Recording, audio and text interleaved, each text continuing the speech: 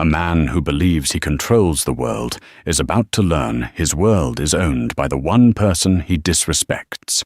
Julian Vance, a titan of finance, decides to take his ambitious mistress, Chloe, on a lavish yacht vacation. He whisks her away to Serafina Key, the most exclusive unopened private island resort in the Caribbean. He plans to impress her, indulge his ego, and finalize his plan to leave his quiet, pregnant wife. But the paradise he's chosen holds a secret. The island's mysterious owner is waiting, and she's about to turn his tropical getaway into a public execution of his entire life. Julian Vance loved the reflection he saw in the floor-to-ceiling windows of his Manhattan penthouse. He saw a man who had earned his view, a sharp, 40-year-old predator of the financial markets, clad in a Tom Ford suit with a Patek Philippe on his wrist that was worth more than most houses. His firm, Vance Capital Partners, had just closed a brutal quarter, and he had personally gutted 2 rival funds. He deserved a reward. His gaze drifted to the woman sitting quietly on a cream-colored sofa, her hands resting on the gentle swell of her 6-month pregnancy.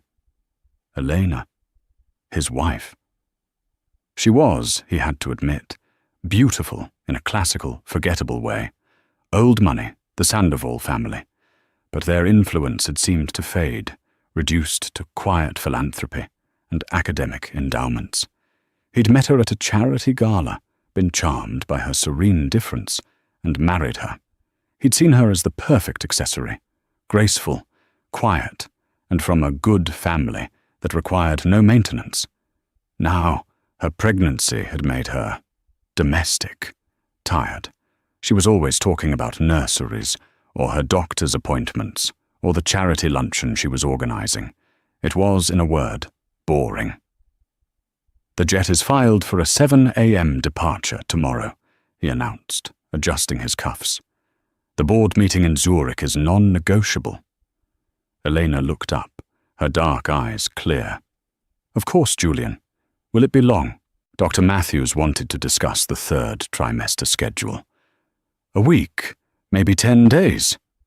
He waved a dismissive hand. "It's a complex merger. You know how it is." She did not know how it was. He never explained. He just expected her to nod, which she did. "Please be safe then. I'll have your travel bag sent down to the driver." "Thank you, darling." He kissed the top of her head, the gesture automatic and cold. The board meeting in Zurich was, in fact, a 24-year-old junior analyst named Chloe Decker. Chloe was the antithesis of Eleanor.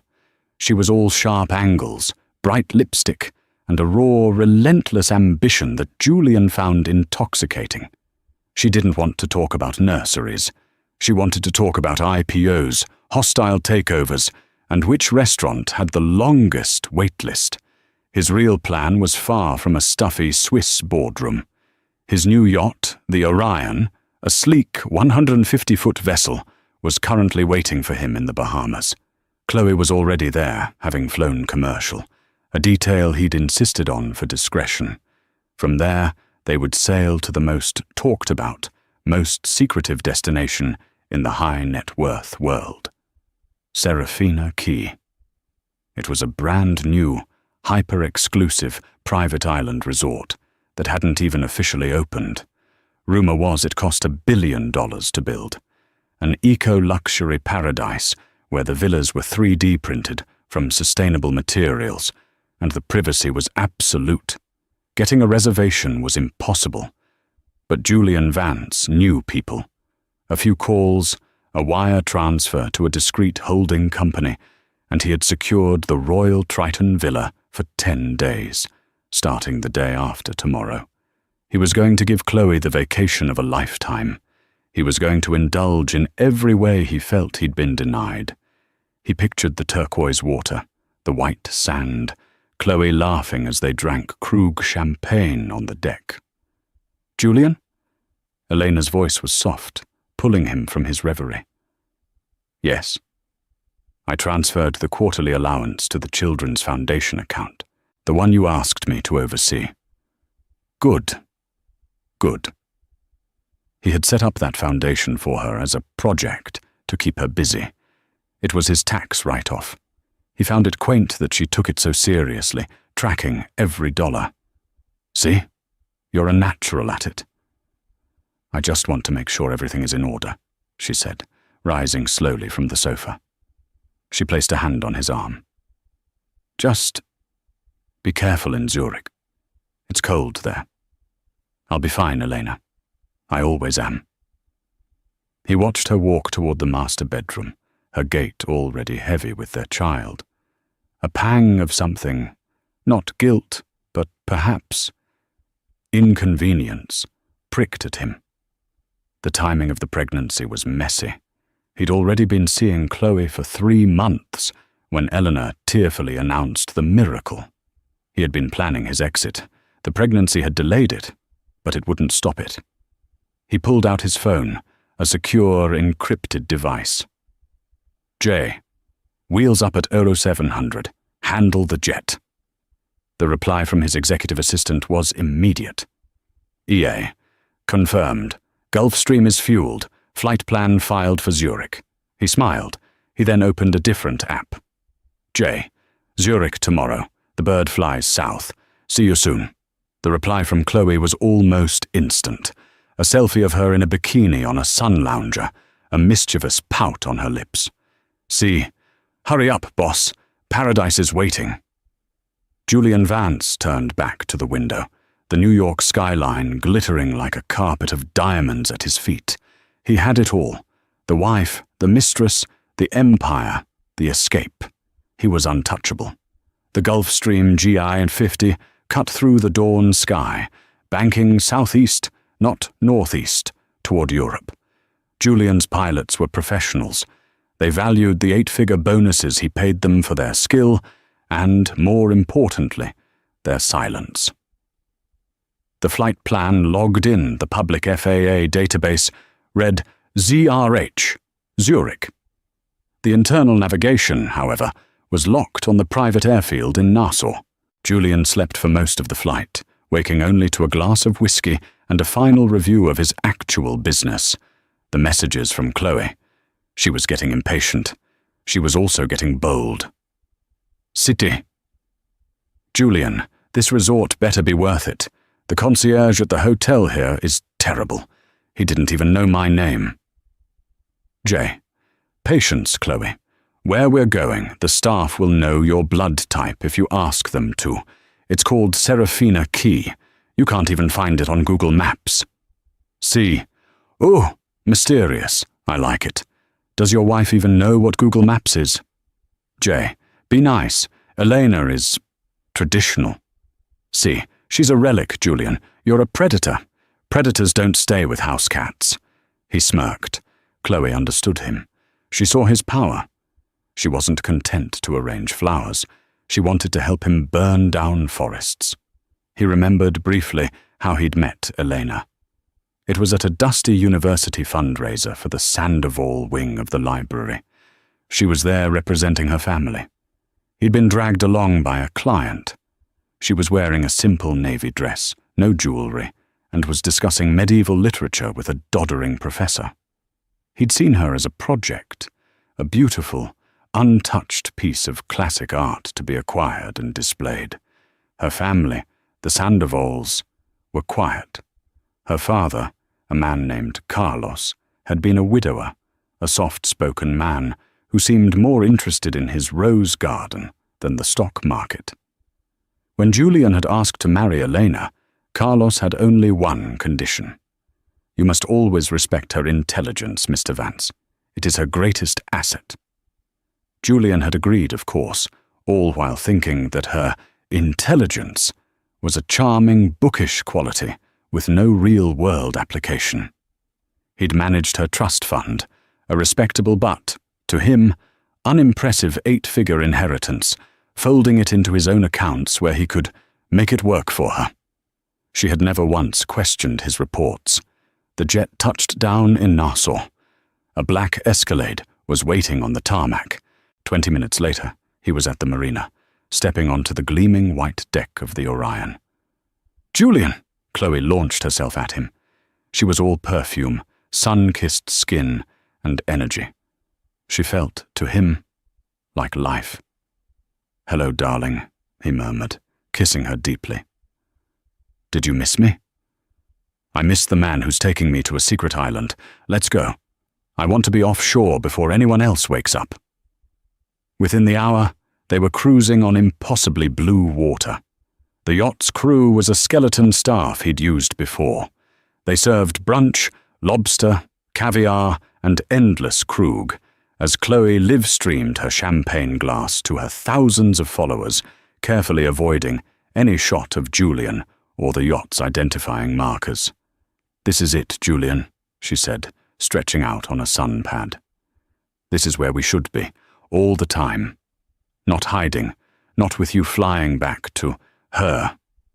It's complicated, Chloe. The pregnancy." She sat up, her eyes narrowing.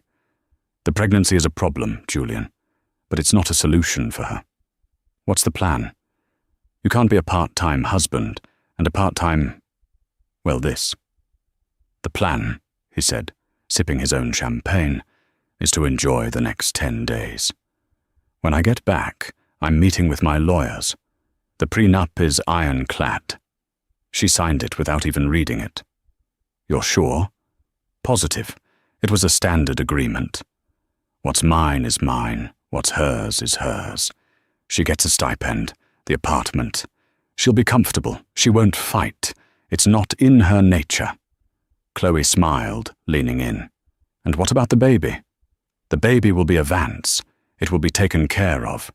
But my life will be with you." He said it and found, to his surprise, that he meant it. Elena was the past. Chloe was the future. Meanwhile, in the New York penthouse, Elena Vance was not arranging flowers. She was in a steel and glass home office that Julian never entered, assuming it was where she balanced her checkbook. She was on a secure video conference with 4 individuals. "The liquidity reports from Vance Capital are confirmed, Mrs. Vance," said a man in London. "He's leveraged 90% of the firm's assets against the A-class shares." "My shares," Elena said quietly. "Yes. The derivative bet he made in Q2 has collapsed. He's been using your holdings, the ones he manages, as collateral to cover the loss. He's been cooking the books, filing fraudulent reports to your personal account. He is, to be blunt, bankrupt. You are the only thing keeping his company afloat." Elena stared at the screen, her face impassive. "And the yacht? The Orion?" "Purchased via a shell corporation," a woman from a forensics accounting firm replied. "Funded by a loan from a bank in the Caymans, with his personal jet, also funded by assets from your trust as collateral." Elena nodded. "Mr. Harrison, is Serafina Key ready?" A silver-haired man on the call, dialed in from a location showing only palm trees, smiled. "We are fully staffed and operational, Madame Sandoval. Your instructions were precise. The Royal Triton Villa is prepared. All island accounts have been flagged." "Good," Elena said. She looked down at the file on her desk. It was a surveillance report.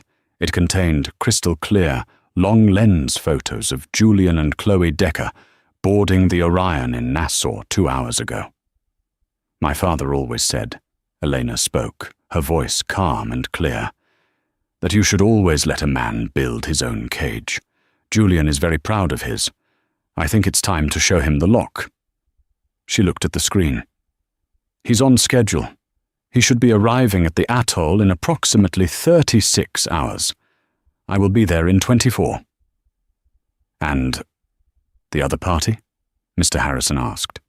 "Miss Decker." "She is a guest," Elena said, a flicker of ice in her voice. "She will be treated with all professional courtesy." "Until she is not." She ended the call. She stood, walked to the window, and looked out at the same view Julian had admired. She placed a hand on her stomach. "Your father," she whispered, is about to get an education, little one. From a very traditional woman. The Orion dropped anchor 2 miles off the coast of an island that looked like a digital rendering. Serafina Key was a perfect crescent of white sand surrounding a lush green interior, dominated by a single, jungle-covered volcanic peak. There was no harbour. A sleek white motor launch flying the resort's discreet flag, a stylized S, pulled alongside. A man in a crisp white uniform bowed. "Mr. Vance, welcome to Serafina Key. We will handle your luggage. The launch is ready to take you ashore." "This is insane," Chloe breathed, her phone already out. "Julian, it's perfect." Julian felt a swell of pride. He had done this. He had secured this. "Only the best, Chloe." The launch ride was silent, cutting through water so clear it looked like blue glass. As they approached the shore, Julian saw that there was no dock. The launch glided directly into a hidden channel cut into the limestone, disappearing under a canopy of mangroves and arriving in a subterranean grotto that looked like something from a spy film. They were met by the resort's general manager. He was a tall, impeccably dressed man in his 50s, with silver hair and an air of absolute, unflappable authority. "Mr. Vance, Miss Decker, a pleasure. My name is Harrison. I am the general manager of Serafina Key. Welcome to paradise." Harrison. "Good to meet you," Julian said, offering a hand. Harrison shook it firmly. "The place is impressive. I'm keen to meet the owner. I might have a business proposition." Harrison smiled, a polite, thin-lipped expression. "The owner values privacy above all else, Mr. Vance. But I will certainly pass along your request. For now your villa is ready. If you'll follow me." They were transported in a silent, electric cart along pathways that wove through the jungle. There were no other guests visible. "Is the resort empty?" Chloe asked. "We are in our pre-launch phase, miss," Harrison replied. "We are operating at 10% capacity, by invitation only, to ensure our service is flawless for our grand opening." They arrived at the Royal Triton Villa. It was less a building and more a compound. A private infinity pool blurred into the horizon. The walls were open to the sea breeze. The furniture was minimalist, expensive, and bespoke. A bottle of 1996 Dom Perignon was chilling in an ice bucket. "This," Julian said, walking onto the terrace, "is what I'm talking about." For 2 days, it was exactly what he had imagined. They swam, they sunbathed, they ate exquisite food delivered by near-invisible staff. Chloe was ecstatic, documenting every second. Julian was relaxed, his phone turned off, his mind blessedly free of Eleanor and New York. On the 3rd day, Julian decided to use the spa. He and Chloe booked a couple's geothermal treatment. After the massage, as they sipped cucumber-infused water, a young attendant approached with a tablet. "That will be $900, Mr. Vance." Julian laughed. "Just put it on the villa's account." "I'm sorry, sir," the attendant said, her smile unwavering. "All auxiliary services must be settled at the time of use. It is a resort policy." Julian was annoyed. "Fine." He produced his American Express Centurion card. The black titanium card was his badge of honor. The attendant swiped it. Her smile faltered. She swiped it again. "Is there a problem?" Julian asked, his voice sharp. I apologize, sir. The card has been declined." Julian's blood ran cold. "What? That's impossible. Run it again." "I have, sir. 3 times." "It's your machine," Julian snapped, his voice rising. Chloe was watching, her brow furrowed. "That card has no limit. Get your manager." "That won't be necessary, sir." Mr. Harrison appeared, as if summoned from the ether. "There seems to be a network-wide outage with the island's credit processing. 1,000 apologies. It's a temporary issue with the submarine cable. Please, the treatment is on the house for your trouble." Julian, though publicly mollified, was deeply unsettled. A network outage didn't decline a card, it produced an error. Declined meant a lack of funds, or a freeze. He stormed back to the villa, Chloe trailing behind him. "Julian, what was that? It was so embarrassing." "It's nothing. A technical glitch," he barked, grabbing his satellite phone from his bag. He needed to call his bank. Now. He powered it on. The phone searched for a signal, and searched. No satellite connection. "What the hell?" He tried again. Nothing. "The Wi-Fi," he yelled, grabbing his laptop. He opened it. The resort's network, Serafina Guest, was visible. He connected. Full bars. He tried to open his banking portal. This site cannot be reached. He tried to open Google. This site cannot be reached. He tried to open the Vance Capital homepage. This site cannot be reached. The only site that would load was the resort's internal homepage, showing the restaurant menus and spa services. "Julian, you're scaring me," Chloe said. "He's blocking us," Julian whispered, a dreadful paranoia setting in. "Harrison, he's blocking the internet." He strode to the villa's phone and dialed 0 for the front desk. Harrison answered on the first ring. "Mr. Harrison, my internet is down. My sat phone is down. What is going on?" "Ah, Mr. Vance." Harrison's voice was impossibly calm. "I was just about to call you. The network outage is more significant than we thought. It seems to be affecting all communications." "That's unacceptable," Julian roared. "I am running a multi-billion-dollar firm. I need to be in contact." "I understand your frustration, sir. We are working on it. In the meantime, might I offer a consolation? The owner of Serafina Key has just arrived on the island. You mentioned you wished to meet. She has graciously invited you and Miss Decker to join her for dinner this evening. Aperture Restaurant, 8 o'clock. Julian paused. The anger was replaced by a surge of adrenaline. The owner. This was his chance. He could fix this. A man this powerful could sort out the communications, or more likely, this was a power play, a negotiating tactic. "Fine," Julian said, his voice cold. "We will be there."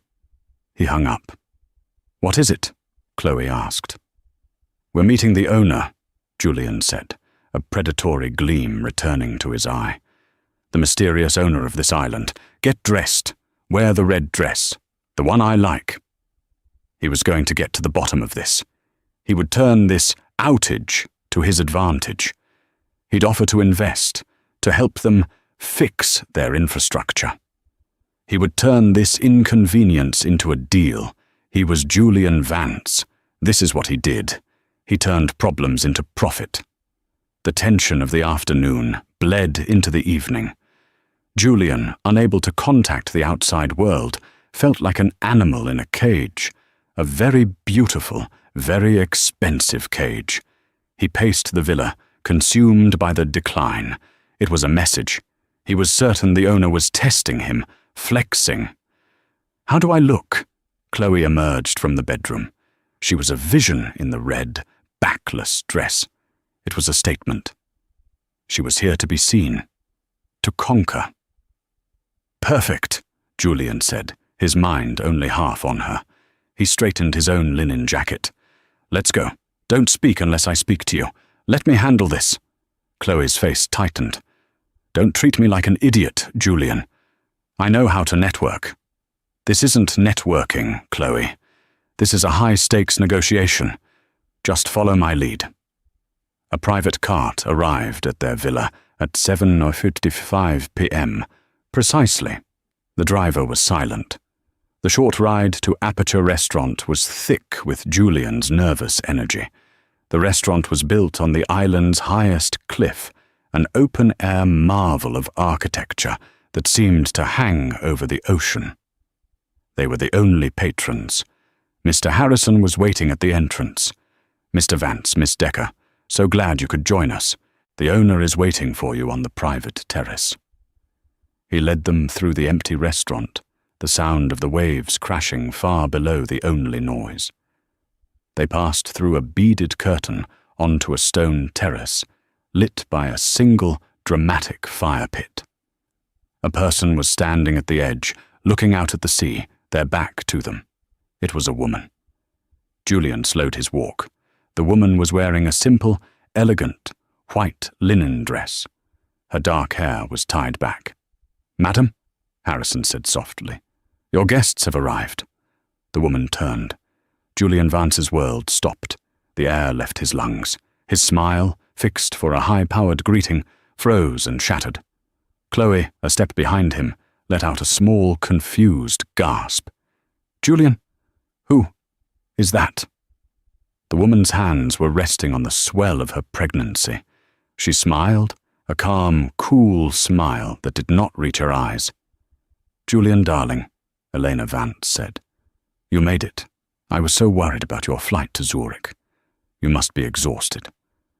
Julian couldn't speak. He could only stare. This was impossible. This was a nightmare. "Elena," he finally choked out. What are you? How did I get here?" she finished for him. "My G650 is much faster than your yacht, Julian, and I own the airfield. We don't have to file public flight plans." Chloe stepped forward, her face a mask of confusion and dawning horror. "Julian, what is this? Who is this? Is this your wife?" "Miss Decker, isn't it?" Elena's gaze shifted to Chloe, and it was as if she were examining an insect. "Chloe Decker, 24, junior analyst at Vance Capital, grew up in Ohio. You prefer Krug to Dom, you have 14,000 followers on Instagram, and you have a regrettable tattoo of a butterfly on your lower back. Am I missing anything?" Chloe went pale. "How do you know that?" "I know it," Elena said, turning her icy gaze back to her husband. "Because I know everything, Julian. Please, sit. We have so much to discuss." Julian's body moved, but his mind was still fractured. He stumbled into a chair. Chloe remained standing, vibrating with shock. "Sit down, Miss Decker," Mr. Harrison said, his voice no longer polite but firm. She sat. "A drink?" Elena offered. "I'll have my usual. Mr. Harrison, please bring our guests, whatever they're drinking. Oh, wait, that's right." She looked at Julian. "You can't pay for it." "What is this, Elena?" Julian snarled, finding his voice. "It's a trick. Some hormonal, pregnant game? How did you find me?" "Find you?" Elena laughed. It was a sound he'd never heard before, a cold, sharp sound. "Julian, I didn't find you. I invited you. The impossible reservation. The discreet holding company you wired the money to. That's my private family office. You paid me for the privilege of bringing your mistress to my home." Julian's brain short-circuited.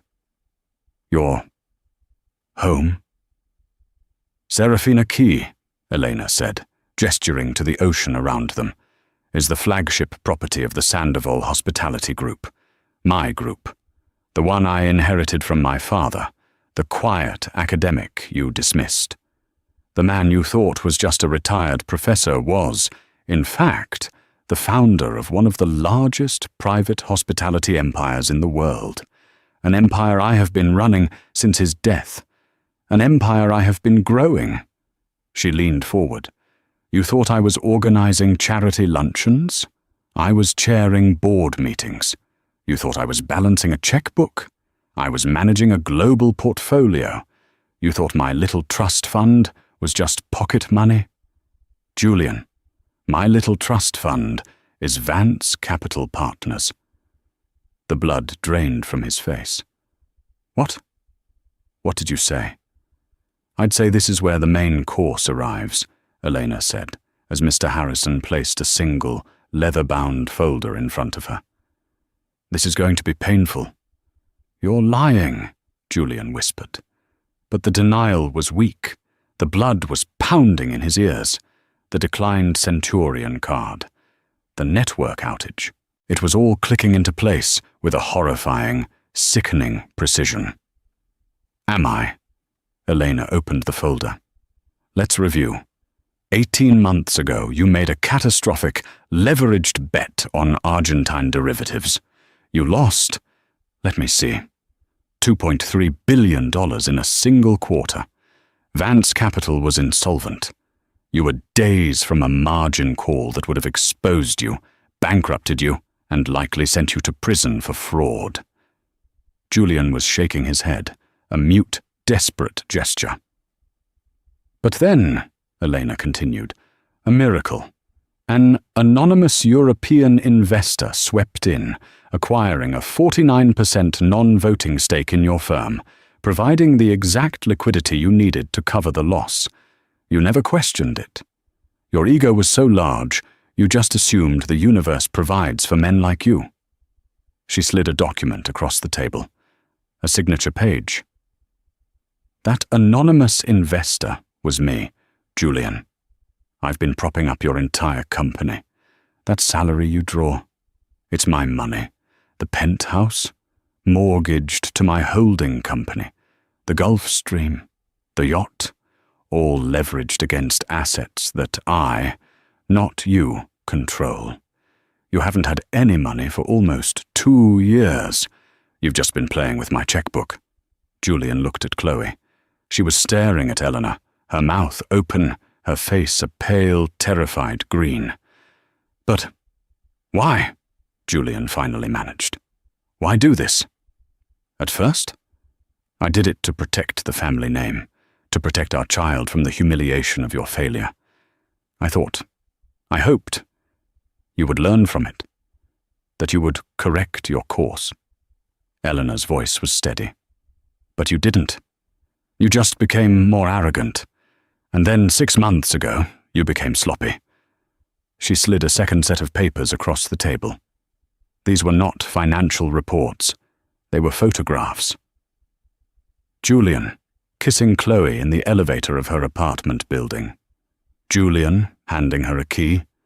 Julian at a jewelry store, buying a diamond bracelet he'd told Elena was a corporate gift for a client. You spied on me?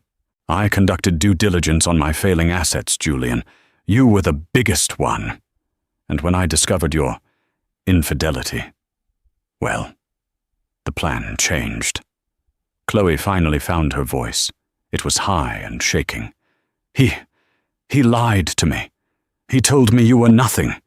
He said you were just a wife. I am his wife, Miss Decker, Elena said. And as his wife, I am entitled to certain things. Which brings us to the document you had me sign, Julian. She pulled out a final paper. The prenuptial agreement. You were so proud of this, Elena said. You had your sharks at Sullivan and Cromwell draft it. What's mine is mine. What's hers is hers. You thought you were protecting your future billions from my faded old money. You didn't even read the amendments my lawyers made. You just saw the main clause and signed. My lawyers vetted it. Your lawyers vetted the version you showed them. Not the final one you signed on our wedding day. You were too busy accepting congratulations. But my change was very small. I just added one clause. A mutual one, of course. A simple morality clause. She tapped the page. Section 8, subsection A. In the event of documented marital infidelity on the part of either party, all assets, shared or individual, managed jointly or separately, shall be immediately forfeit to the non-offending party. You insisted on it, actually. You were so terrified I might step out and try to take your empire. But it turns out, Julian, you were the one who broke it. Julian stared at the text. It was there, in black and white. As of 8:04 p.m. This evening, Eleanor announced, I invoked that clause. My legal team, in conjunction with the board of, my company, has voted to remove you as CEO of Vance Capital Partners, effective immediately. All your corporate accounts are frozen. Your personal accounts, which are funded by those corporate accounts, are also frozen. The Centurion card was declined not because of a network error, Julian. It was declined because you have a zero balance. You have, quite literally, nothing. The silence on the terrace was absolute, broken only by the waves. Julian looked like he had been struck by lightning. He was a shell. Chloe was the first to react. She stood up, her chair scraping loudly. She looked at Julian with pure, unadulterated hatred. You idiot! You ruined me! You brought me into this! You have nothing?" "Miss Decker," Julian whispered. "Chloe, wait." "Don't touch me!" she shrieked. She turned to Eleanor, her eyes wide with panic, attempting a new strategy. "Mrs. Vance." "Eleanor, you have to believe me. I had no idea. He tricked me. He told me you were separated. He said you were unwell. He used me. You're a woman, you must understand. It's his fault." Elena watched the performance without a flicker of emotion. She sipped her water. "Mr. Harrison," Elena said, her voice bored. Harrison stepped forward. Two large, formidable-looking men in quiet, professional-looking security attire stepped out of the shadows. "Miss Decker," Harrison said, "your vacation at Serafina Key is, unfortunately, over. We have already packed your belongings from the villa."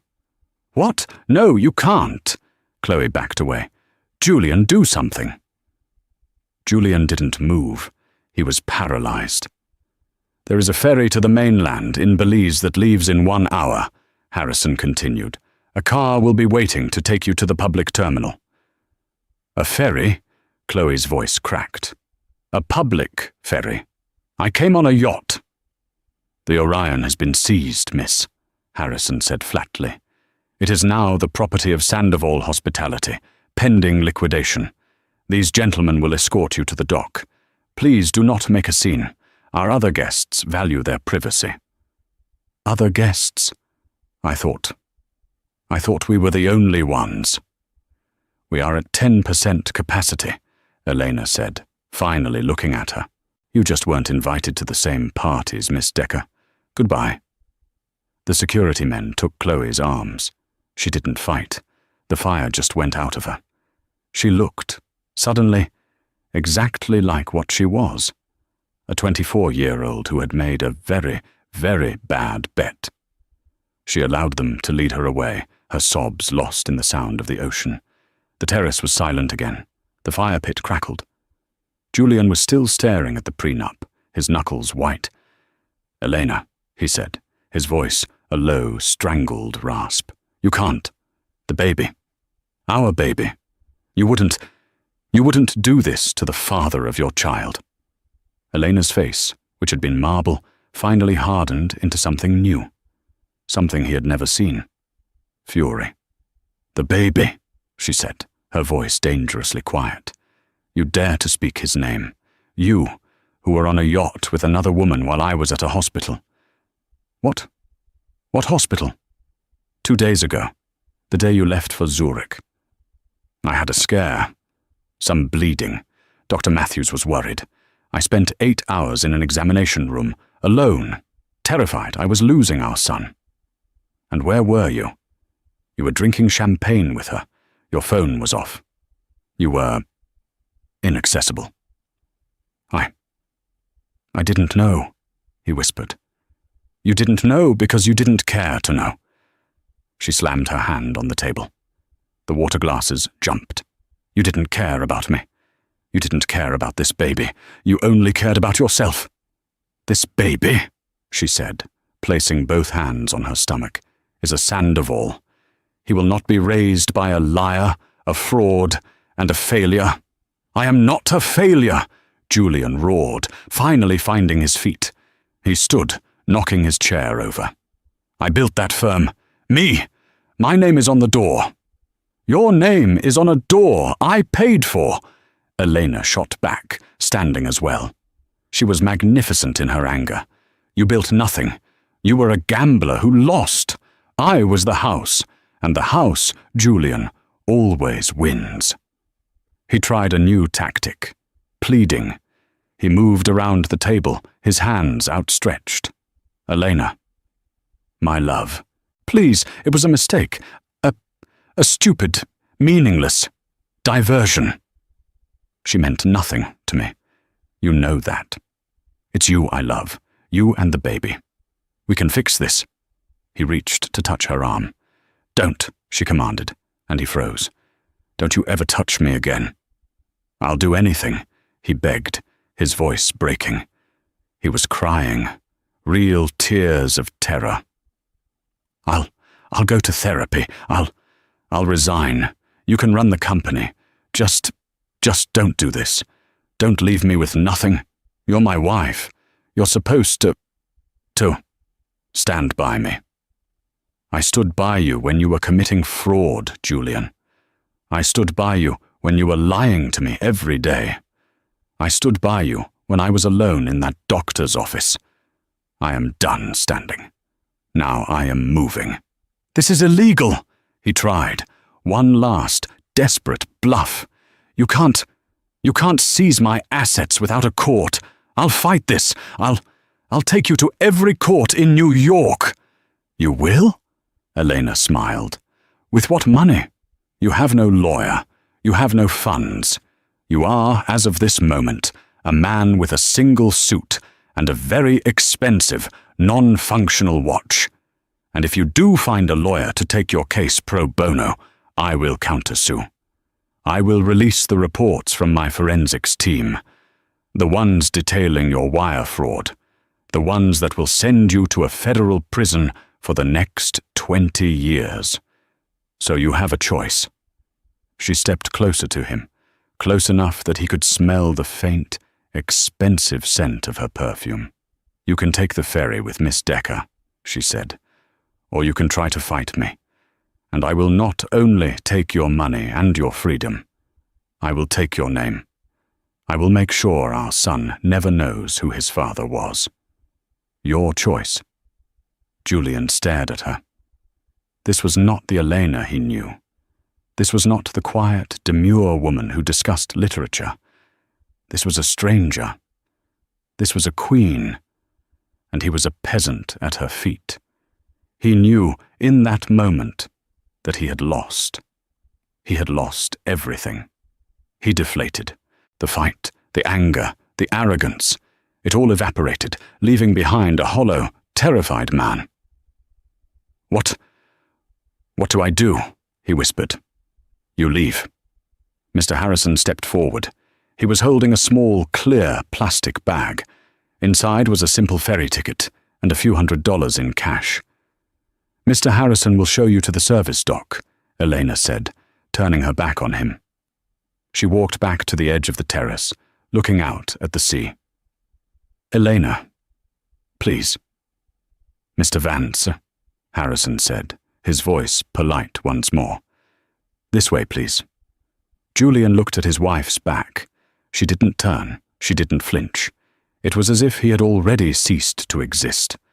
Defeated, humiliated, and utterly broken, Julian Vance followed Mr. Harrison out of the restaurant, leaving his wife alone on the terrace of the island she owned.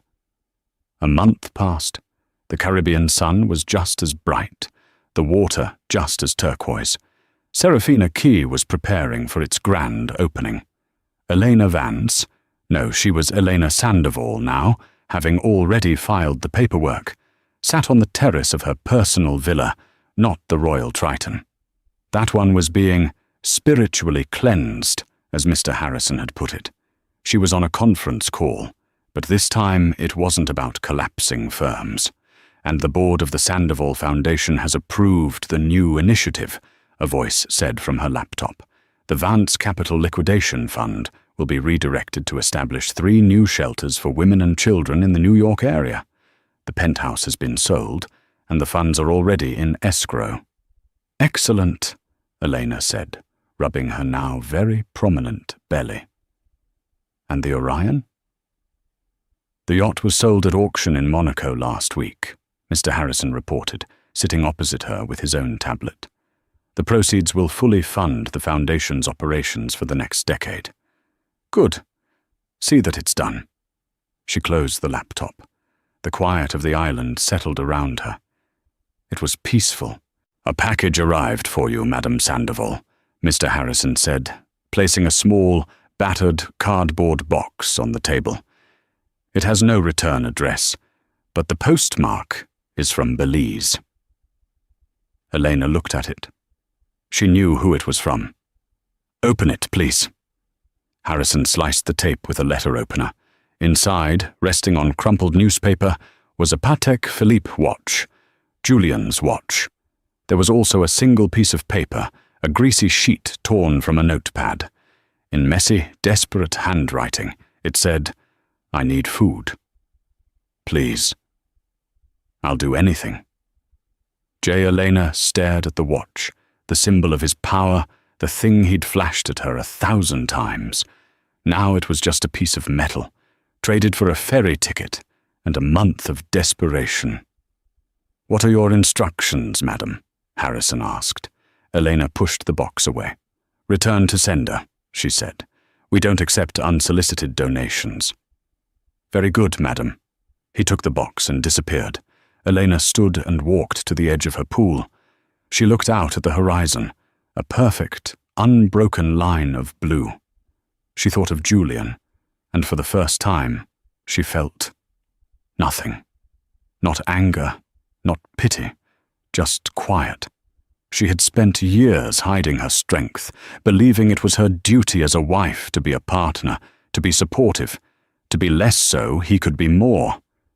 She had let him build a gilded cage for her, not realizing she had always held the key. His betrayal had been a terrible gift. It had shattered the cage and forced her to remember who she was. She was not Elena Vance, the quiet wife. She was Elena Sandoval, the daughter of a visionary, the head of an empire, and the mother of a son. The baby kicked, a strong, sudden movement. Elena smiled, placing a hand on her stomach. "Don't worry, little one," she whispered to the sea breeze. "It's just us now, and we own the entire view."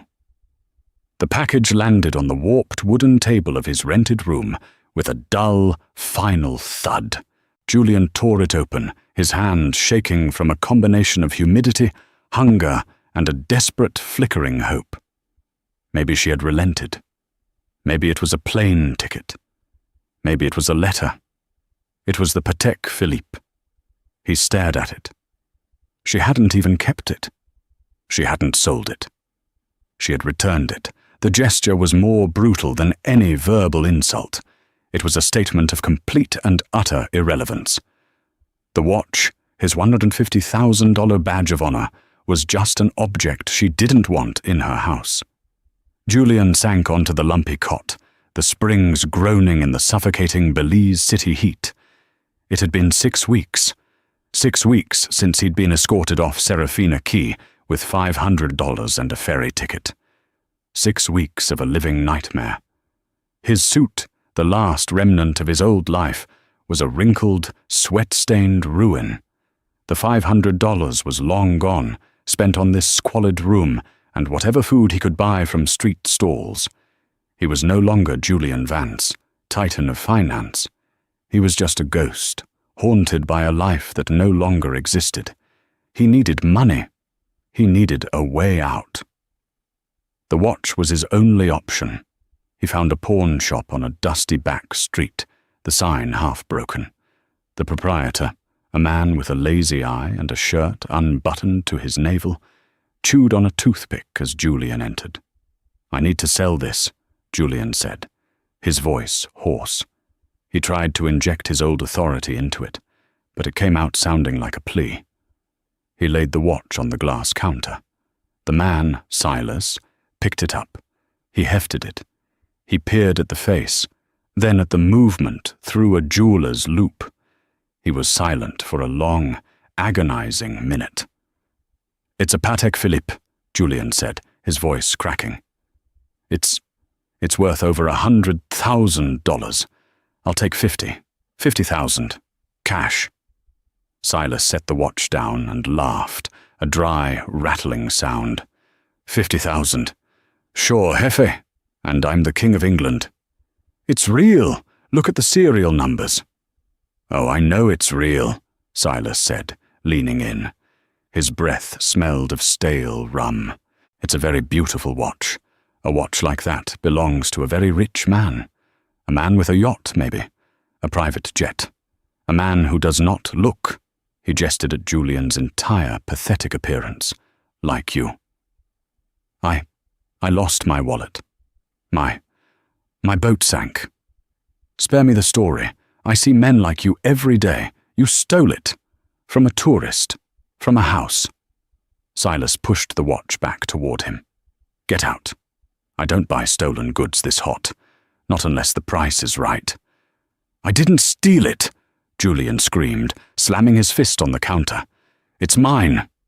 Silas's smile vanished. He reached under the counter and produced a heavy, rusted machete, laying it flat between them. The price, he said quietly, is $500 American. You take it, or you take your watch and you leave. And if you yell at me again, I will take the watch and your hand.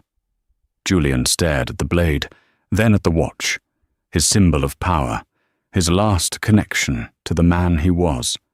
He thought of the hunger clawing at his stomach, the rent he couldn't pay. He was defeated.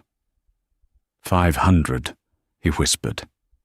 Silas grinned, sweeping the patek into a drawer.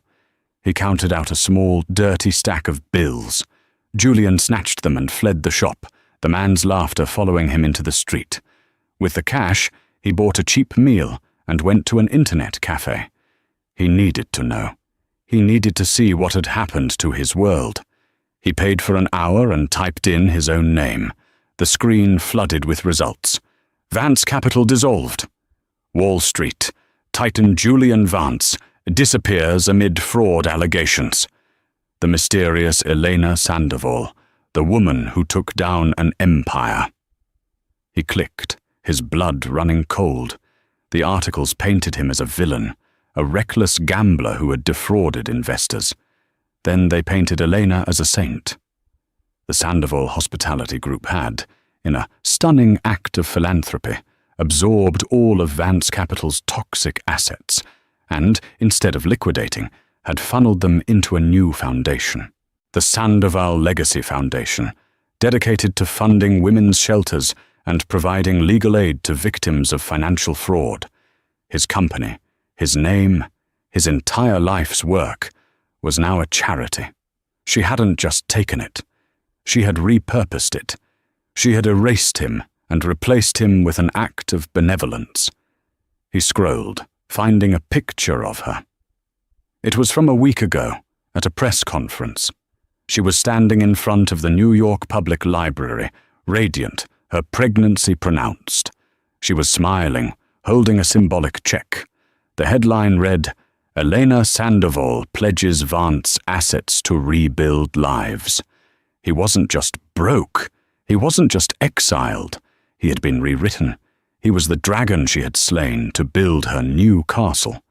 He walked out of the internet cafe, stumbling into the bright, indifferent sun. The $500 in his pocket felt like lead. It wasn't enough to get home. It wasn't enough to restart. It was just enough to survive for another few weeks, to prolong the agony. He was a ghost in a foreign land, and the woman who had banished him was being celebrated as a hero. 2 months later, the first snow of the season was dusting the grounds of the Sandoval family estate in upstate New York. The Manhattan penthouse, with its cold glass and sterile views, had been sold. Its contents were auctioned, the proceeds added to the foundation. Elena Sandoval sat in a wingback chair in a room filled with morning light. This was her father's library, a room of warm wood, old books, and quiet strength. The nursery down the hall was ready. It was painted a soft, gentle cream, with classic, handcrafted wooden furniture. It was a room built for a legacy, not for show. Mr. Harrison entered, holding a leather satchel. "Good morning, Madame Sandoval. I have the last of the papers." "Is it done?" she asked. "It is. The divorce was finalized in a closed hearing this morning. The New York court cited the morality clause and your husband's abandonment. You are, in the eyes of the law, fully and completely unbound." He placed a document in front of her. She signed Elena Sandoval on the final line. It was over. As she set the pen down, she drew a sharp, sudden breath. A powerful contraction seized her. She looked at Harrison, a small, calm smile touching her lips. "It seems," she said, "he's ready."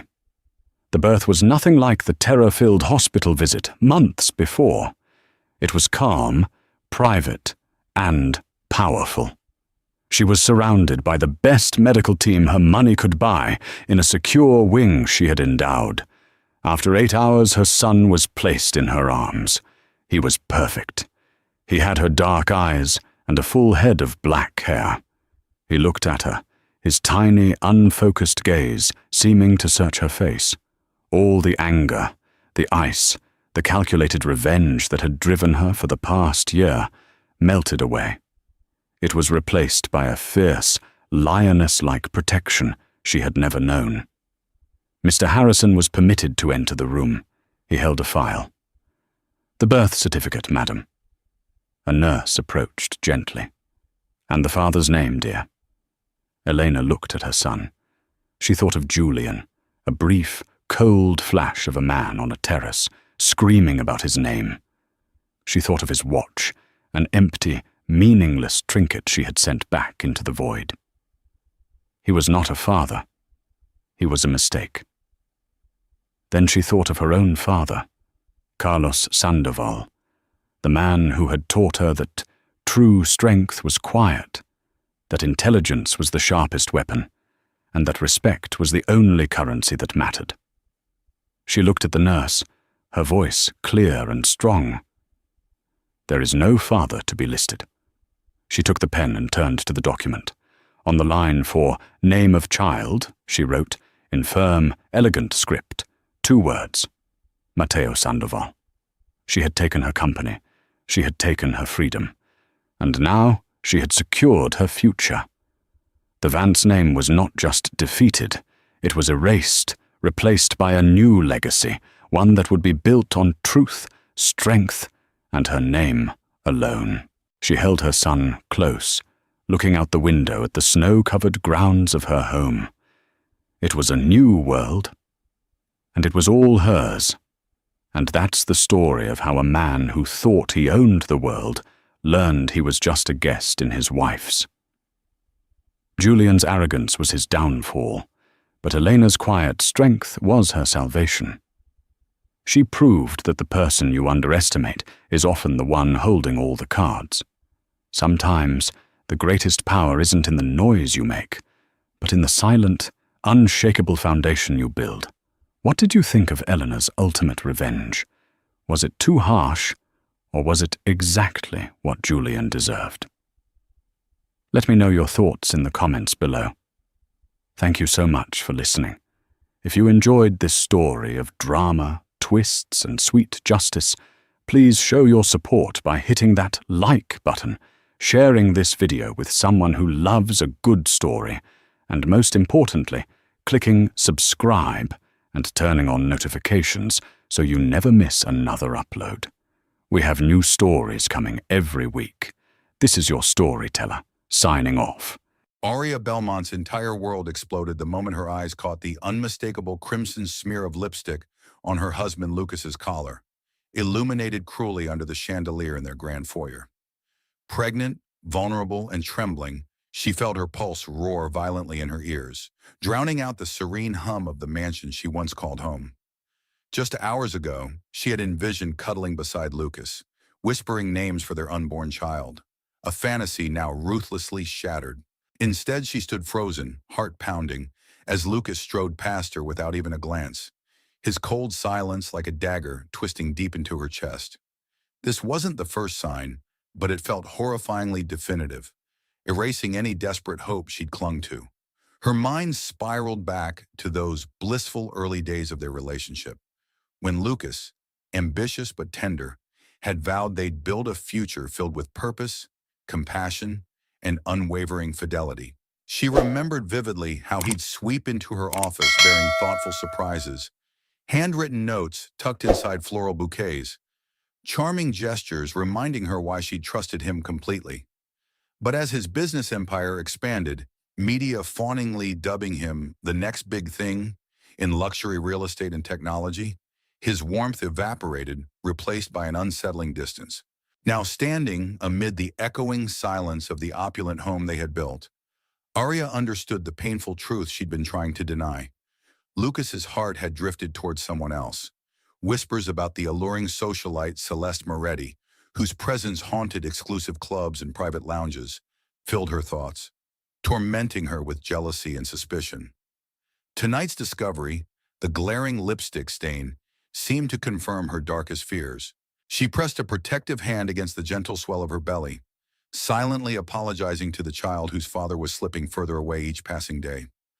Arya felt tears sting her eyes, bitter reminders of her vulnerability, but she refused to succumb fully to despair. Not yet. First, she needed answers, painful though they might be. Her life, her baby's future, deserved clarity, no matter how devastating. She had grown up with values of truth and honesty, instilled by her mother, Beatrice, and she couldn't betray those principles now. Tomorrow she'd face Lucas, confront the lies, and fight for the dignity that remained. Tonight, however, she allowed herself one moment of mourning the husband she'd lost, the marriage she once cherished, and the innocent dream of a love that now lay in ruins. Before her world tilted off its axis, Arya believed she was living a fairy tale romance. She had grown up in a quiet middle-class neighborhood, sharing a modest home with her mother, Beatrice Mills, a pillar of strength and pragmatism who worked 2 jobs to keep the family afloat after Arya's father passed away. The Belmont name, on the other hand, carried weight in high society. Lucas's father, Eli Belmont, had been a self-made tycoon who taught his son the value of never settling for second place.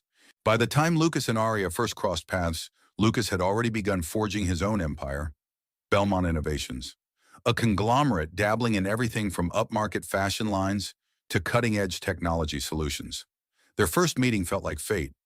Arya, deeply involved in nonprofit work, had been volunteering at a fundraising gala for children's healthcare. She was wearing a simple flowing dress she'd borrowed from a friend, hardly the haute couture worn by most of the attendees. Yet Lucas, handsome and imposing in a tailored suit, zeroed in on her with effortless charm. Over the soft strains of a live violin quartet, they discovered a mutual passion for helping the less fortunate. That night, Lucas accompanied Arya to her car under the starry sky, offering gallant reassurance that he too wanted to change the world. Their courtship moved quickly. Lavish dates, charitable collaborations, stolen moments of laughter. Beatrice, at first wary of Lucas's wealth, found herself warmed by his generous spirit, especially when he supported Arya's dream of opening a community center for underserved families. For a few golden years, it seemed as if they were the perfect balance. Arya's compassionate activism complemented Lucas's formidable ambition. Even after they married in a ceremony that made the society pages, complete with breathtaking floral arches and an impressive roster of celebrity guests, Arya clung to her grounded upbringing.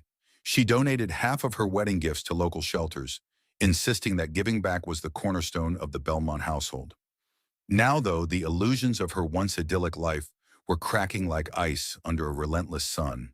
She could barely sleep, plagued by the subtle hints that Lucas was drifting into the arms of another woman. Late into the nights, she found herself pressing her hand to her belly, whispering lullabies to comfort not only the unborn child, but the anxious mother holding herself together. As the weeks passed, the tension in their immaculate estate grew impossible to ignore. Staff members who once greeted Arya with cheerful smiles started avoiding eye contact, as though they sensed the fracture forming beneath the mansion's polished veneer. Their housekeeper, Marissa Alvarez, knocked timidly on Arya's door each morning, offering a cup of tea and a sympathetic glance. Nathan Ellis, Lucas's personal assistant, seemed perpetually on edge, as if guarding a secret he dare not reveal. Arya began to feel like a spectator in her own home. Every corridor echoed with unanswered questions. Unable to endure the uncertainty, Arya confided in her closest friend, Dahlia Martinez. Over a coffee date at a cozy corner cafe, Arya voiced her suspicions and heartbreak. Dahlia listened intently, her brow furrowing as Arya described how Lucas had grown colder, how he was glued to his phone with clandestine calls and texts. Dahlia's immediate response was to confront him head-on. Secrets, she'd said, have a way of corroding even the strongest bonds. But Arya, her spirit weighed down by pregnant fatigue and emotional turmoil, could barely summon the energy to fight. She admitted she felt trapped, unsure whether exposing Lucas's lies would bring resolution or shatter her completely. Comment a 1 if you think Arya should confront Lucas immediately, or a 2 if you believe she should gather more proof before confronting him. Dahlia joked softly, trying to lighten the mood. Though meant as a momentary attempt at humor, it fell flat against the backdrop of Arya's despair. Still, Arya smiled through trembling lips, her tears threatening to spill over. She appreciated the sentiment that even in her darkest hour, her friend wanted her to feel less alone. On her drive home, Arya replayed every suspicious incident in her head. A lingering perfume on his suit jacket, unsolicited calls from an unknown number at odd hours, reservations at exclusive restaurants she had never visited. The evidence kept stacking up. She sensed the final reckoning was fast approaching. Her only solace was the gentle weight of her child's presence, a reminder that there was still something precious and innocent in her life. The question was whether Lucas intended to be part of that innocence or continue to betray it. Escalating conflict loomed like a thundercloud on the horizon. One night, Arya was jolted awake at 2 a.m. by a text message from Dahlia. "I'm sorry to be the bearer of bad news. I saw Lucas at the Skyline Lounge with Celeste Moretti. They looked cozy." For a moment, Arya couldn't breathe. The Skyline Lounge was notorious for its discreet atmosphere, favored by wealthy patrons looking to avoid paparazzi. If Lucas had chosen that venue, it wasn't business as usual. Arya recalled the rumors about Celeste Moretti. The Moretti family held vast holdings in luxury condominiums and elite hotels.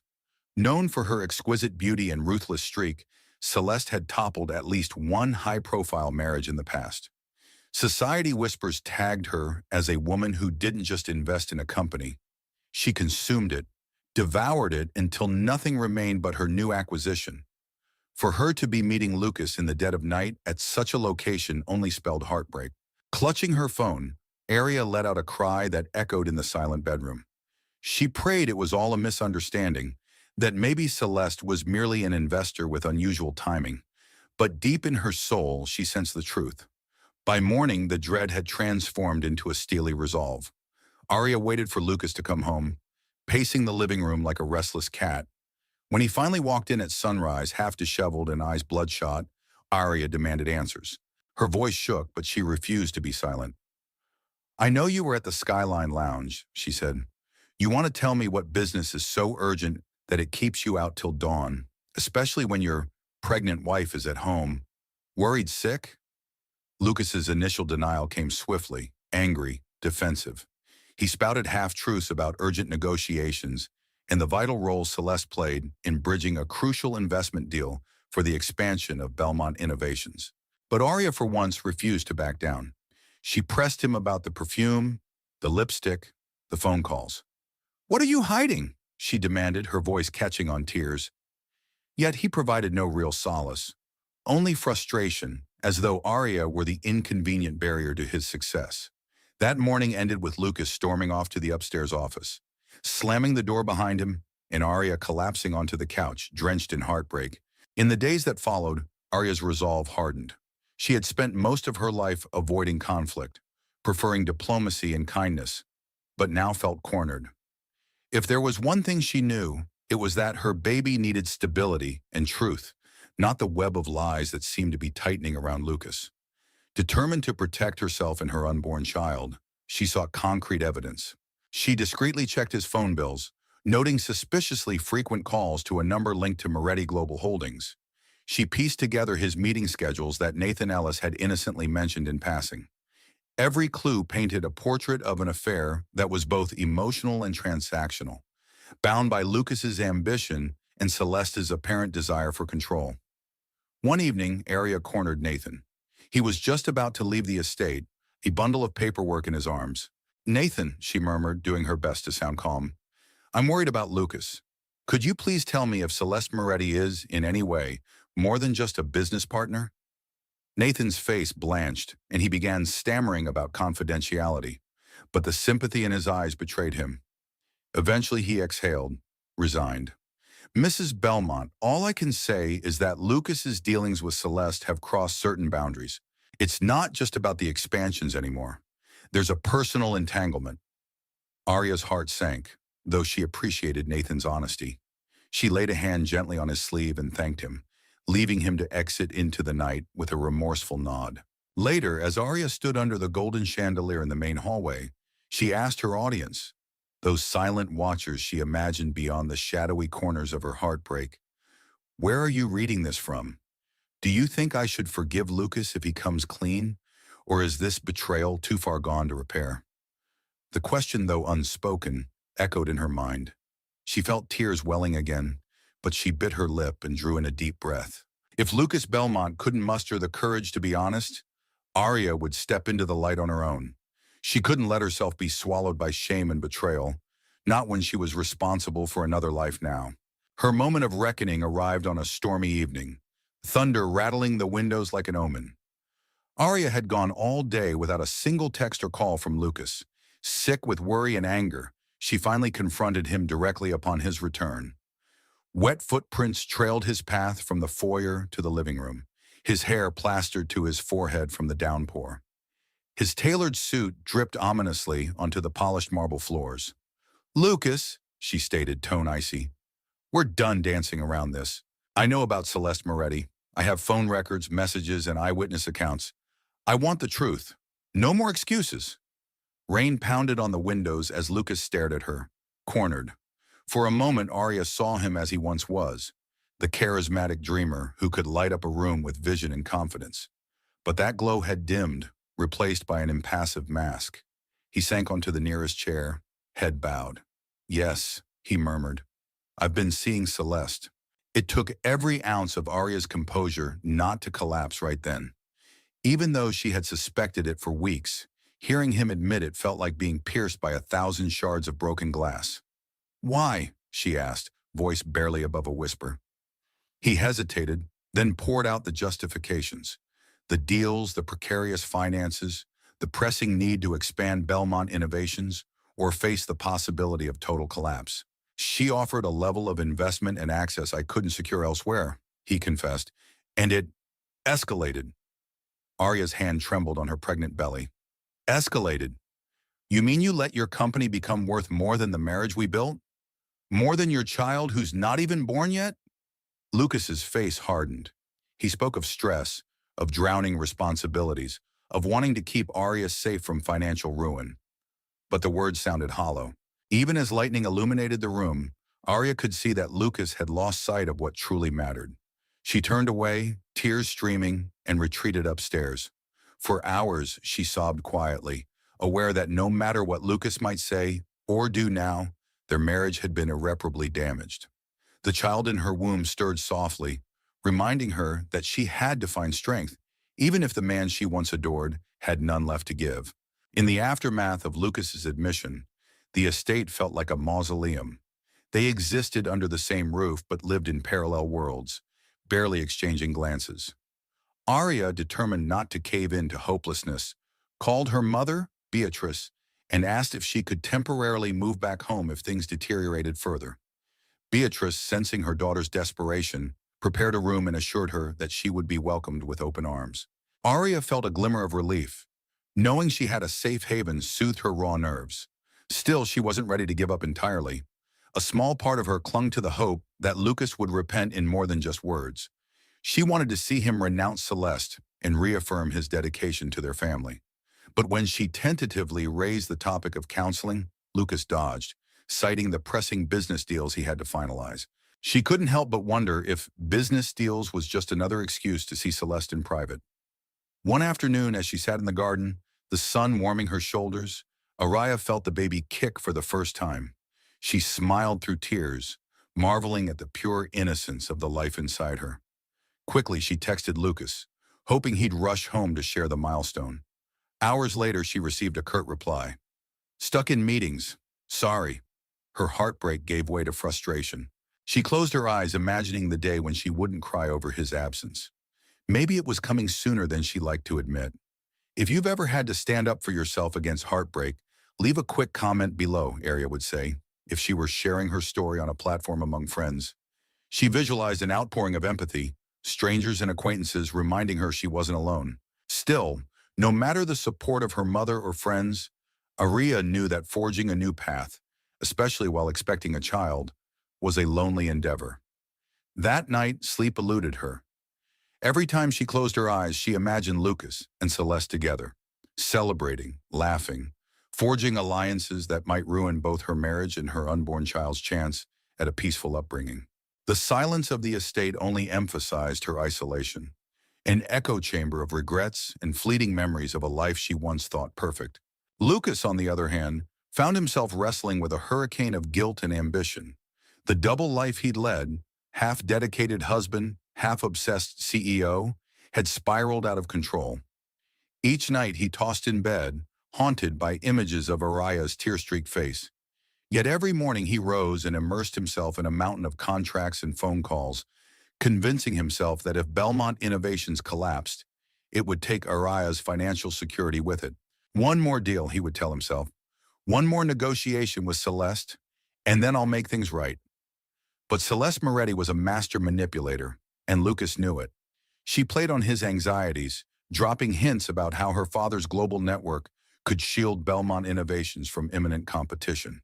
She hinted that if he withdrew from their arrangement, her father's empire could instantly unravel Lucas's expansions, with lawsuits or abrupt contract terminations.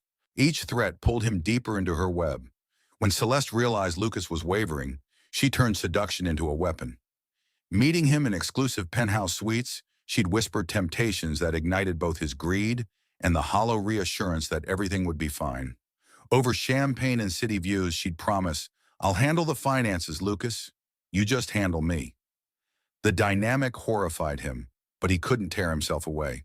With a mounting sense of dread, he recognized that his personal and professional boundaries had blurred beyond recognition. He tried to placate Arya by calling her more frequently, but his apologies sounded mechanical, lacking sincerity. Meanwhile, the media sniffed around the edges of his personal life. Tabloid headlines teased that Lucas Belmont's marriage is on the rocks, citing a suspicious third party. He knew that a full-blown scandal would dent investor confidence, possibly sinking his empire. Outwardly, he maintained composure, driving from one high-level meeting to another, greeting associates with that winning smile. Inwardly, he battled a storm of regret. Every time he pictured Arya's warm gaze, her pregnant figure, he felt a pang of shame. If only he had realized sooner that no wealth or empire was worth the price of her tears. Yet pride and fear kept his feet glued to a destructive path. The breaking point came when Dahlia sent Arya a grainy photo taken at the Green Terrace, a luxury restaurant with a private, candlelit garden. The image showed Lucas and Celeste seated side by side, leaning close in an unmistakably intimate manner. Dahlia's accompanying message read, "I'm sorry, but you deserve to know. I'm here for you no matter what." The final veneer of Arya's denial cracked. She sank onto the edge of her bed, heart pounding, eyes scanning every detail of the photo. The tilt of Lucas's head, the contentment in Celeste's eyes. This was no mere business meeting. This was betrayal in plain sight. Determined to confront reality head-on, Arya mustered the courage to talk to her mother again. Over the phone, she confessed everything. The evidence, Lucas's half-admissions, her own heartbreak. Beatrice's response was immediate and unequivocal. "You have a choice, my darling. You can remain in this mansion of lies, or you can come home. Your father would want you and your baby to be safe." Tears streamed down Arya's cheeks. Hearing the echoes of her late father and her mother's words made the entire situation even more poignant. But before she packed her bags, Arya wanted to give Lucas one last chance to prove his integrity. She arranged a formal sit-down in the mansion's main dining room, instructing the staff to give them privacy. Lucas arrived, suit rumpled, eyes guarded. As the overhead chandelier cast shifting patterns of light, Arya calmly placed the damning photo on the table. "Lucas," she said, voice quavering yet resolute, "this needs to end tonight. Either you walk away from Celeste and refocus on our marriage, or I walk away with our child." Lucas stared at the photo for a long moment. The tension was suffocating. Finally, he let out a trembling breath. I never wanted it to come to this." But any further admission was cut off by the shrill ring of his phone. Arya clenched her jaw, her patience wearing thin. If a single phone call could interrupt the most crucial conversation of their marriage, it only proved what her heart already knew. She and their child were no longer his priority. In an abrupt decision, Arya walked out of the dining room, leaving Lucas to deal with his urgent business call, or possibly Celeste's manipulative beckoning. She needed air, needed to cling to sanity. She retreated to her bedroom, phone in hand, uncertain whether the next step was to board a flight to her mother's house or attempt one final confrontation. The baby kicked, a soft reminder that she had more than her own heartbreak to consider now. Moments later, she heard rapid footsteps on the stairs. Lucas appeared in the doorway, phone still clutched in his palm. "Arya," he began, tone agitated, "Celeste just threatened to pull her father's entire investment if I cut her off. That would tank Belmont Innovations. Do you know what that means? We'd lose everything." His panic was palpable, the fear in his eyes reminiscent of someone who'd built a precarious tower and suddenly realized it might topple at any moment. Arya took a slow breath. "I've had enough of your justifications, Lucas. Enough. If you put your company's survival before our marriage, if you prioritize your deals over your own child, then that tells me everything I need to know." She moved toward the closet, hands shaking as she grabbed a small suitcase. With methodical efficiency, she started packing her clothes and essentials, ignoring Lucas's pleas. At first, he tried to block her path. "You can't just leave," he said, voice frantic. "Where will you go? What about the baby, my child?" She shot him a withering glare. "I'm going someplace where trust still matters." With that, she brushed past him, determined to maintain the last vestiges of her dignity. "I want your opinion," she would have asked an empathetic audience. "Do you believe Lucas truly cares, or is he just afraid of losing face? Let me know how you see it, because every perspective counts." Even though she couldn't voice this out loud to the thousands who might sympathize with her, imagining their supportive responses buoyed her fraying resolve. Lucas stood there, paralyzed by conflicting emotions, fear for his empire and fear of losing Arya for good. But he did not chase after her as she rolled the suitcase down the grand staircase, out into the chilly night. Arya found sanctuary at Beatrice's modest but welcoming home. It felt like stepping back in time to a world free of high society drama and cutthroat corporate dealings.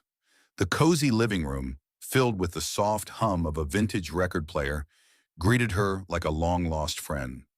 Within these four walls, she could breathe without being haunted by the glittering halls and stifling secrets of the Belmont estate. Beatrice doted on her daughter, preparing healthy meals and fussing over the baby's development. They talked into the late hours, tears and laughter mingling in a bittersweet testament to Arya's changed reality. On day 2 of her stay, Arya visited a family lawyer to discuss her rights and the possibility of a legal separation. She wouldn't jump to divorce. Hope, though dim, still flickered. But she needed to protect herself and her child from the financial and emotional fallout of Lucas's tangled affiliations. Meanwhile, word of Arya's departure leaked into certain social circles. Whispers flew at cocktail parties and charity events. Arya Belmont walked out on Lucas? Something about a mistress and a failing merger? Predictably, Celeste Moretti capitalized on the rumor mill, playing the victim of a man who was unwilling to separate business from personal life. Some tabloids painted Lucas as the unfortunate mogul, seduced by a cunning investor. Others condemned him for letting greed overshadow marital fidelity. Regardless of the spin, Arya refused to read the headlines. Back at Beatrice's, she allowed herself moments of reflection and small joys, like feeling the baby's increasingly strong kicks or reading bedtime stories aloud, imagining the child listening from the womb. Friends dropped by with supportive words, and Dahlia even organized a small gathering to lift Arya's spirits. During a quiet pause at the kitchen table, Arya might say to a viewer, If you've ever gone through heartbreak while juggling major life changes, comment below how you found the courage to keep moving forward. Sharing might help someone else in the same struggle. Her nights remained restless, haunted by half-remembered dreams of the life she once shared with Lucas. Yet each sunrise arrived with a subtle sense of renewal, reminding her that even in the darkest times, resilience can bloom. Lucas felt Arya's absence like a gaping wound. The mansion seemed colder, emptier, no soft footsteps in the corridors, no mild laughter echoing from the reading nook. Nathan Ellis, his assistant, tiptoed around him, fearing a harsh outburst. Shareholders demanded updates on the precarious deals with Moretti Global Holdings. Celeste's father, Vittorio Moretti, had become increasingly impatient, threatening to yank funding unless Lucas maintained the favorable terms Celeste insisted upon. Those terms, of course, included Celeste's continued personal involvement in Belmont Innovations and, by implication, in Lucas's life. Late one evening, in a moment of desperation, Lucas dialed Arya's number. She answered, her tone distant. "How's the baby?" he asked softly, guilt gnawing at him. "Fine," Arya replied curtly, her voice cool and controlled. She wasn't about to open her heart to him again, just because he inquired about her well-being. Lucas hesitated, then confessed, "I don't know how to fix this. The investors are all over me. Vittorio's playing hardball. Celeste keeps showing up. I'm stuck." A bitter laugh escaped Arya. "You chose this, Lucas. When you decided to mix business and infidelity, you sealed your own fate. Now you deal with it." She hung up, leaving him hollow. Sleep eluded him that night. He wandered into what used to be Arya's walk-in closet, running his fingertips over her abandoned clothes. Memories flooded back. The times they attended black tie events, him proudly introducing her as his wife, the days she'd volunteer at the children's center, returning with stories that stirred his compassion. Tears of regret burned his eyes. All he could do was vow to somehow extricate himself from the Moretti grip and attempt to rebuild what he'd broken. Do you think Lucas's remorse is genuine, or is it just fear of failure? He might have wondered aloud if an invisible audience were there to weigh in. He was truly trapped. Celeste's blackmail loomed, threatening not just the collapse of his business empire, but public humiliation that could forever mark the Belmont name. Yet all the power and money in the world felt worthless as he stood in that empty closet, realizing the one person who mattered most was gone. Days turned into weeks, and Arya entered the precarious final stage of pregnancy. Despite the emotional turmoil, her doctor marveled at her resilience. Both mother and baby seemed physically healthy, even if Arya's stress levels ran high. She poured herself into preparations, picking out baby clothes, finalizing a tranquil nursery in her mother's home, and reading every parenting book she could find. Although she missed the luxuries of the Belmont estate, she found solace in a simpler life. Here, she woke to birdsong instead of corporate phone calls, and she drifted to sleep not in a bed large enough for 10, but in a room filled with warm memories. Lucas, meanwhile, made his move at last. After weeks of behind-the-scenes negotiations and frantic pleas to other investors, he managed to secure enough independent financing to break from the Moretti tie-ins. He sacrificed profitable deals, parted ways with certain influential contacts, and faced a storm of criticism from stockholders who questioned his judgment. Yet for the first time in months, he felt he could breathe without Celeste's manipulative presence overshadowing every decision. Despite the financial blow, he felt a surge of hope that maybe, just maybe, he could prove to Arya he wasn't defined solely by ambition. But as if fate sensed his relief, a new crisis erupted. Late one evening, as Arya was trying to relax with an herbal tea, she felt a sharp, stabbing pain. At first, she dismissed it as stress-induced discomfort, but the pain intensified, and Beatrice quickly realized it could be early labor. Too early. Panic mounted as they rushed Arya to the nearest hospital. Each contraction hit harder than the last, and Arya clung to her mother's hand, tears blending with sweat.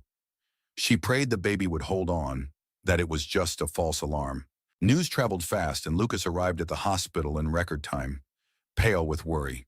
The doctor's face was grim. "The baby's in distress," he said. Arya's vision blurred with anxiety. She found herself on a gurney, bright overhead lights whizzing by, the smell of disinfectant filling her nostrils. The last thing she saw before being wheeled into the operating room was Lucas by her side, fear etched into every line of his face. In the stark, sterile brightness of the operating room, time seemed to slow. The medical team spoke in hushed urgency as monitors beeped, charting the baby's erratic heartbeat. Arya drifted in and out of consciousness, the pain in her abdomen colliding with the swirling agony in her heart. At one point, she thought she heard Lucas whispering, "Stay with us, Arya, please." She wanted to shout back that she was fighting, but her voice wouldn't come. Instead, she clutched the memory of their once blissful union. Two hopeful souls dancing at a gala beneath twinkling chandeliers, dreaming of a future that felt so close, yet now seemed heartbreakingly distant. An emergency C-section became the only option. The medical staff moved with precision, opening a window to life while Arya lay vulnerable and trembling. Lucas stood outside the partition that protected her surgical field, tears streaming silently. He prayed, begged, promising every cosmic force that if Arya and the baby survived, he would atone for every misdeed. At last, a piercing newborn cry shattered the tense silence. Lucas and Arya's baby girl, tiny but fiercely alive, was lifted into the world, pink with possibility yet fragile from her early arrival. Doctors swiftly whisked the baby to neonatal care, hooking her up to tubes and monitors that assisted her breathing. Arya slipped into unconsciousness shortly after, her body overwhelmed by blood loss and stress. Hours blended into each other before she awoke in a recovery room, dazed but stable. Beside her, Lucas hovered, his eyes red-rimmed with relief and remorse. "You're both alive," he murmured, voice cracking. "She's in the NICU, but the doctors believe she'll be okay." Tears of gratitude and sorrow mingled on Arya's cheeks. She had braced herself for so many different outcomes, yet nothing could have prepared her for the roller coaster of nearly losing her child. Over the next several days, she and Lucas navigated a fragile truce in the hospital. He stood by her side as the nurses wheeled her to see their daughter in the NICU, a tiny fighter who gripped Arya's finger with surprising strength. They named her Aurelia, a tribute to the golden light she brought to a future that had once looked dim. At first, Arya was guarded, flinching at Lucas's gentle touch. But his devotion was unwavering. He spent every possible moment with Aurelia, stroking the soft fuzz on her head, whispering lullabies that no longer rang hollow.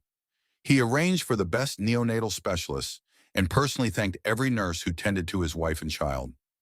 Day by day, as Aurelia made incremental progress, so too did a tentative sense of healing between her parents. But forgiveness, Arya knew, was not a gift to be offered lightly. She was determined to see real change. So she warned Lucas, quiet and firm, that if he ever dared to undermine their trust again, she would leave, no second chances. Lucas nodded, tears in his eyes, vowing that Celeste Moretti was now a closed chapter. He had severed all ties, even if it meant restructuring Belmont Innovations from the ground up. When Aurelia was finally strong enough to leave the hospital, Arya felt a swell of gratitude for the simplest blessing, bringing her child home in her arms. For a time, she stayed with Beatrice, ensuring a stable environment far from the triggers of past pain. Lucas visited daily, helping with midnight feedings and lullabies, seemingly committed to winning back Arya's confidence. He spoke openly of therapy sessions, apologies to longtime colleagues he had neglected, and new philanthropic initiatives he wanted to undertake with Arya's guidance. Hope blossomed slowly but tangibly, much like the sunrise after a tumultuous night. Arya saw glimmers of the man she once married, newly humbled by the fragility of life and unburdened by the manipulative shadows that had once ensnared him. It was far from a neat happily ever after.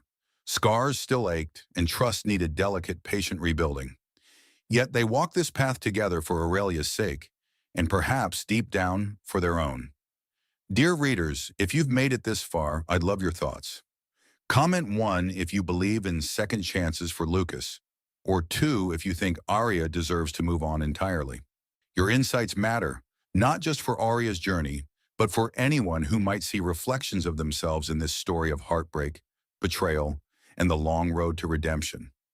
Ultimately, Arya Belmont's resilience stands as a testament to anyone caught in love's crossfire. She fought through betrayal and heartbreak, refusing to surrender her well-being or that of her child.